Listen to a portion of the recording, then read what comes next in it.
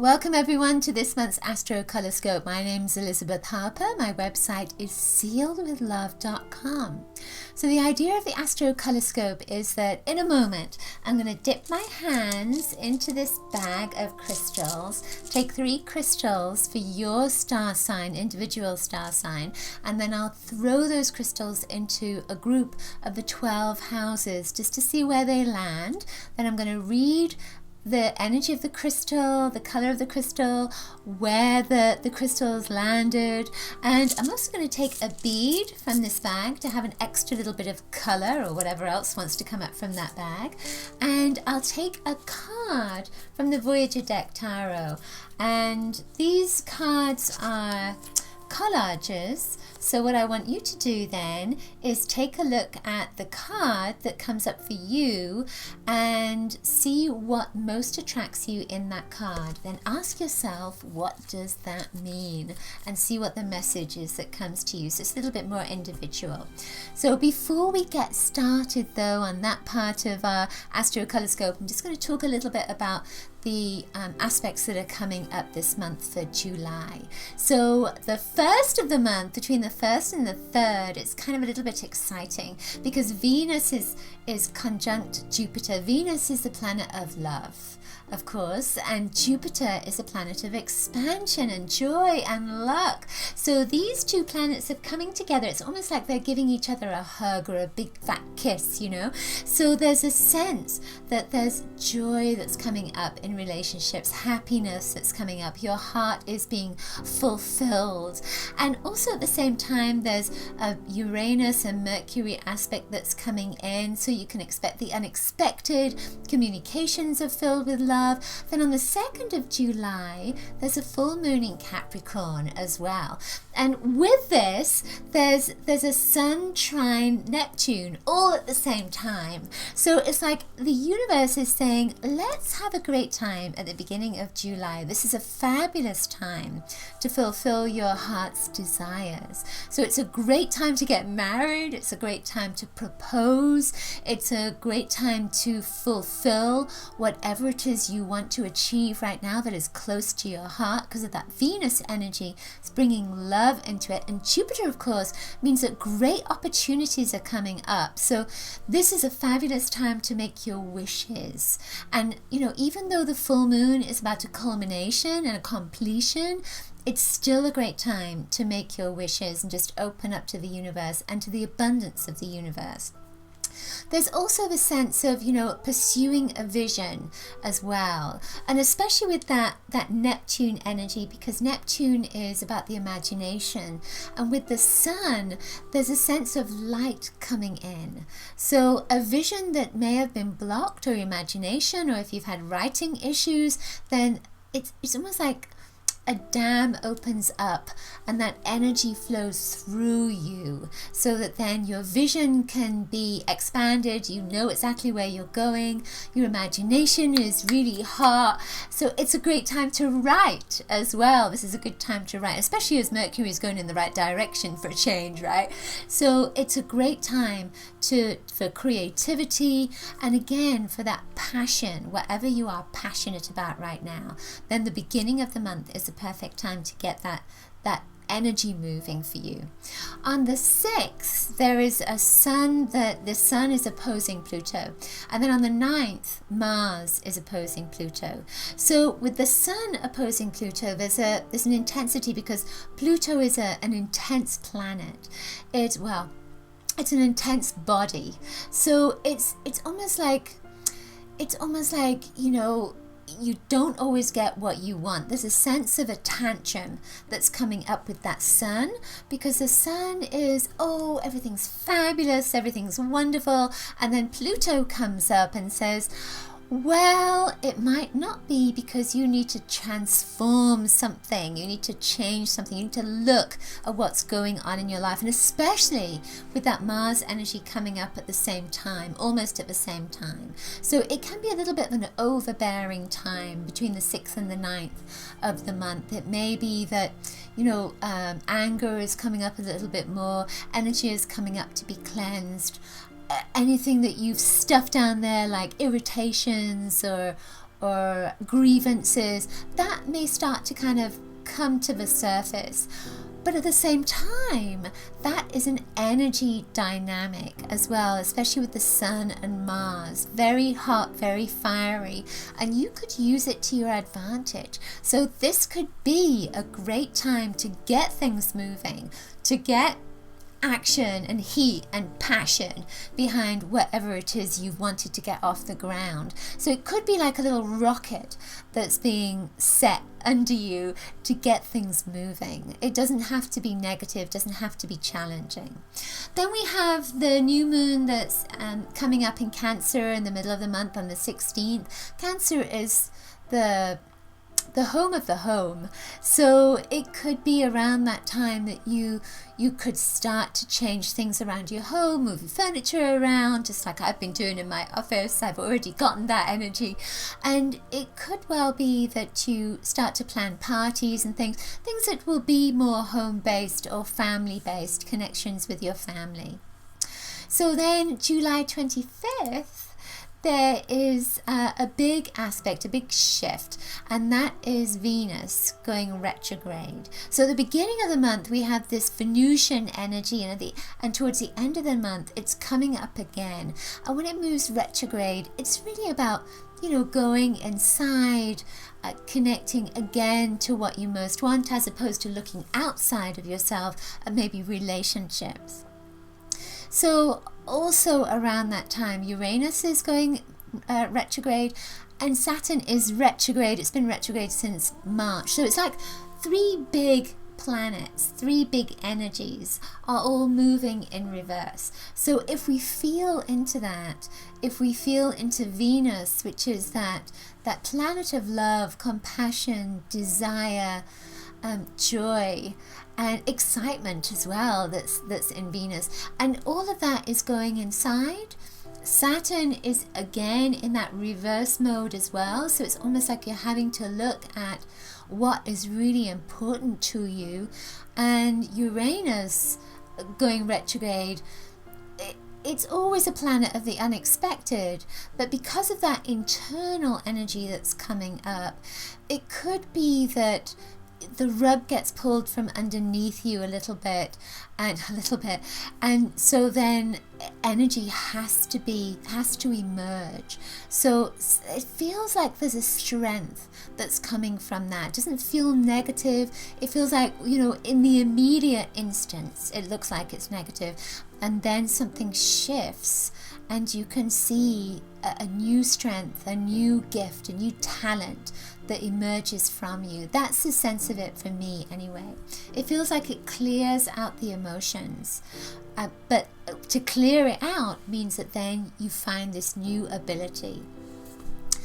Right at the end of the month, there is another full moon. So this is a 2 full moon month. So this is in Aquarius, and with Aquarius, it's a little bit more intellectual. It's a little bit more mind oriented. So again, you have that kind of emotions that are going internally. That focus isn't on the internal life. So your emotions could be a little bit in turmoil because you don't quite know where they are. They're going inside, and then there's this Aquarian energy that's coming up, and it's like a thinking part. So you may be like a fish out of water if you're a very emotional person, and it may be that you just cannot figure out what's going on emotionally, and you might just have to focus a little bit on the intellectual side and maybe where those emotions are coming from, how they are impacting your life, what you can do about creating a balance in your life. And there's another energy that's coming from that. It feels like there's a need to start journaling now as well. And journaling's always good, but there's a sense of journal, and then you can bring this new energy up and out and into your future. And September feels like it's going to be a little bit clearer, but August, this energy is still going on. All right then, so let's get started on the crystals for your star sign.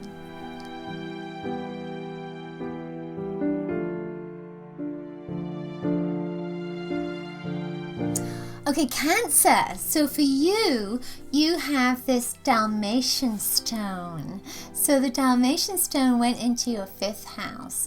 And an aspect to this is about, it's about over-analyzing things, which is kind of interesting because it's like black and white. You know, it's sort of, it's either black or it's white. There's no gray area. So it could be that you've been trying to figure out how to do something, because you know it went into your 5th house. That's about creativity.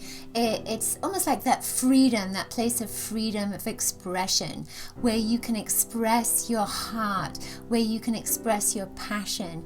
And it looks almost like you've been trying to figure something out and you're overdoing it, you're overthinking it. And it may be a relationship as well, because that 5th house has that love energy, love affairs in it. So it might be that you're thinking about a relationship and you're thinking about it too hard and overdoing it. So, you know, there's a sense with this about old patterns that are coming up. And those old patterns are just, it's like they're jumping in to your everyday speech. So you may find yourself saying things that you haven't said for a long time, little quotes or little words that you haven't said for a long time. And there's almost a sense of this is beginning to come up from your heart, from your soul, and especially with the other stones that have come up for you as well. So I feel as if there's a different script that is trying to make itself known to you so that you can change your language, change the way that you operate, let's say, and that over-analyzing part of it is going to start shifting so that you can come into a place that is more, has a more feeling side to it. You are a very feeling person, you know. Cancerians, they're ruled by the moon, that emotional energy. You got 2 big fat full moons coming out this July, so you know there's a lot of emotional turmoil, let's say, that's coming into your life over this coming month. And I don't feel that it's all you're doing. I don't feel that it's all coming up from you. I feel that you may be sucking in other people's stuff as well. And there's almost a sense of that's what those little black bits are in here, in this particular stone, that you may just be taking in other people's stuff and processing it. And that might be part of you saying stuff that either you haven't said for a long time or it's unusual for you to say it. It's just that you're picking other people's stuff up as well. So then the next stone that came up was blue topaz. So I love blue topaz. This is so beautiful. So with this is the one that is saying that, you know, it's about identifying your scripts. And there's a sense of forgiveness that comes with this particular stone. This went into your 6th house. Your 6th house is a place which connects with your health. It connects with your career. It has a, you know, I always think that those houses, they have a bearing on what's going on either side of them. So again, there's a sense of the passion that's coming up in there, and there's a relationship energy that's coming in too. So with this blue topaz, there is a sense of communicating with people. You're trying to get clear on what it is you want and how you want to communicate with them. And there's also a feeling of maybe remembering people from your past, or remembering instances from your past that now you need to talk about. Now you need to make public, you need to communicate, maybe with a person that could have spoken harshly to you, or not. It could be that, you know, you sent off for something in the mail and you didn't get it, and you never spoke up, and now you're going to start speaking up. There's a sense of a strength that's coming with this particular stone for you. And then the final crystal that came up is this Rhodochrosite. It's a kind of gemmy Rhodochrosite, and it has these lines in it. Got my hands all over it, haven't I? And then, you know, it's got this beautiful, it's almost like a piece of rock, you know, rock candy. And it reminds me of rock candy, actually. And the seaside in England would have these long sticks of rock, and you could eat them and make them all it was a candy rock. You could eat them and make them all kind of a little bit translucent, but not quite. And that's what this looks like. So I feel as if, you know, it's a stone of memories. It's a stone of linking with your inner child. So I've just had that memory of my childhood with rock candy. That memory is going to come up, that particular memory, but that kind of thing is going to come up for you. Memories are going to come up for you. Your inner child energy is coming up. Childhood memories are coming up. This went in to your 8th house. Your 8th house is about those memories. It's about death and rebirth and about reconnections. There's a transformation that's coming up here. There's also a sense with this of gifts that you maybe didn't pursue or didn't tap into when you were a child, and now there's a sense of those gifts are starting to creep back into your life. I feel that there is a vibration here that really is connecting with the deep core of your heart, and there is a sense of loss that comes with this. There's a feeling that something is, it may be part of the memory, or it may be that you're going to lose somebody or lose something that is very close to your heart. Because as I hold this, I get this sense of sadness. And with that sadness, there is a sense of loss. But it doesn't continue on. So I don't feel somebody's dying necessarily. It just feels like there is a sense of loss. And it could come from the memory. It could just come from those memories. So the bead that came up for you is this orange topaz bead. And you know, when I think about it, this is also an emotional energy. So there's a lot of emotional energy coming up for you this month. With the orange, it has a kind of sexual vibration to it, and it also has a little shock to the system as well. So you might want to be a little bit careful if you are having relationships with lots of different people. So just you know, kind of sexual relationships with lots of different people, just be a little bit on your guard with that, because you know it could again be that you're picking something up from them and it's not necessarily energetic as well. So then the card for you is also a relationship card. It's a synergy card. So take a look at that and see if there's anything that you are most attracted to in that card. And then ask yourself, what does that mean? What does it mean? So when I look at this card,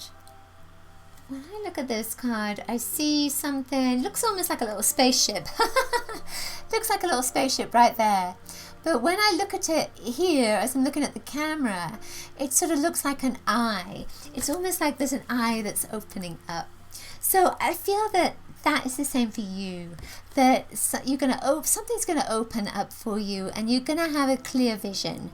And it could be a clear vision of your future. It could be a clear vision of a relationship. It could be a clear vision of how you're going to redecorate your home, you know, whatever it is. There's a sense of a clear vision that is coming up here, and with the synergy there is a sense that everything falls into place as soon as you have that vision.